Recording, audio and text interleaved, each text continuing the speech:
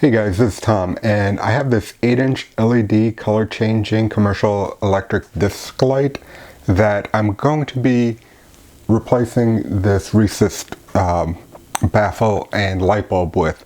I have an LED bulb in there, but I'm going to replace it with this 8-inch disc light, and you can see it's a little bit bigger than what the trim is, and it covers the whole light, and it doesn't sit in the ceiling, so it's going to sit maybe the thickness of this, what's that, maybe 3/4 inches, close to an inch, like a little bump in the ceiling.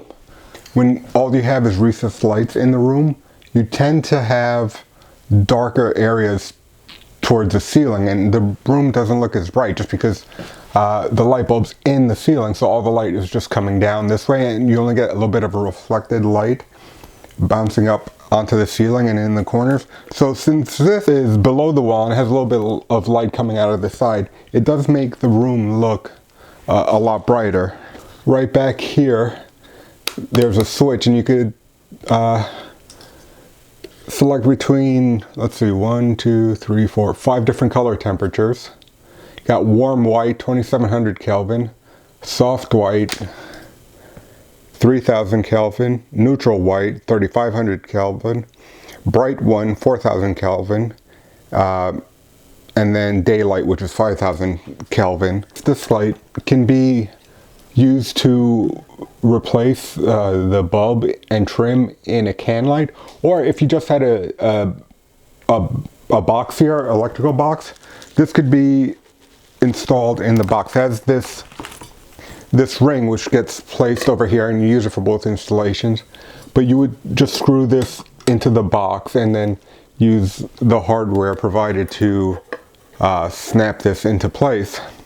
Actually, the hardware is right here. It's just these little clips on the side here hold it to the ring, and instead of using this wire that has a socket, you know, standard base medium socket, you would just take these wires off, and it comes with a different connector that's just 2 bare wires that plug into this, and this orange part just slides in and out. Let's get this trim out and get the new one installed. Let me turn off the lights first.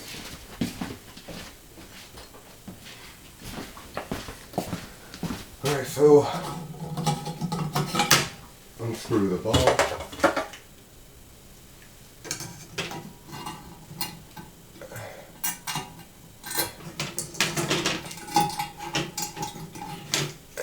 Rid of the trim ring.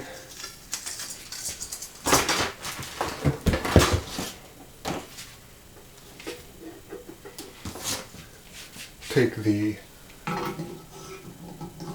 adapter here, the power adapter that just screws into the socket.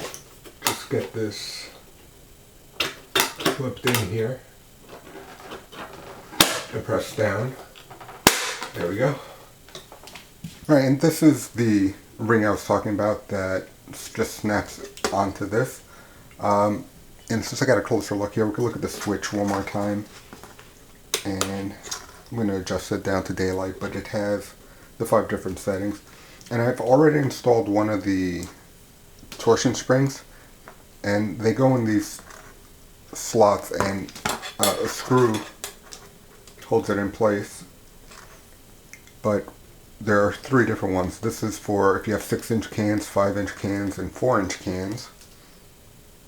And the keyholes are for installing it in just a normal junction box, the ceiling box you might have if you're replacing, let's just say, a standard light fixture, and you want to put this low profile light in here. But I'm just going to put these springs in that are going to hold it in the recessed can. So let's go back up top to the ceiling. Alright, now we're back up at that ceiling, and you're going to want to do this with the lights off, but I have them on just to make things simpler. Just snap that in there, and then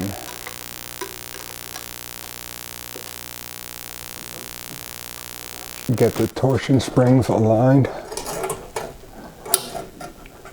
Put them in their little slots there. And this might have, yeah, this would have been easier with the lights off so that wasn't blinded. All right, and then just slide it up into place, and that just stays flush there. And that provides a really nice light compared to just the can. I don't know if you could tell in the video, but there is a lot more light here by this recessed light in this this area where the wall meets the ceiling. The bulb I had in the recessed can beforehand was a Philips Slimline 10.5 watt bulb, which is a 60 watt equivalent daylight bulb, and it puts out 800 lumens, so this is quite a bit more than that. And let's see, these have a higher color accuracy than the Philips bulbs.